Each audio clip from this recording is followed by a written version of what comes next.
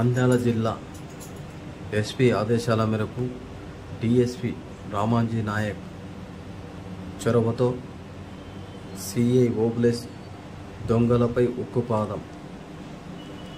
ఎంతో చాకచక్యంగా CI Obulesu, SI Narayana Reddy కరుడుగట్టిన నేరస్తుని పట్టుకొని ఈరోజు రిమాండ్కు తరలించడం జరిగింది.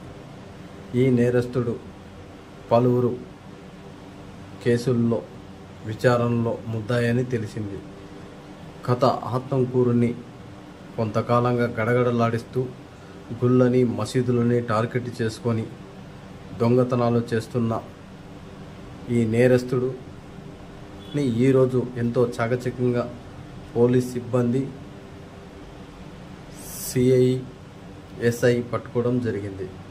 ఇతన్ని వివరాలు సేకరించగా ఇతను గరీబ్ నగర్లో నివాసి అని తెలిసింది.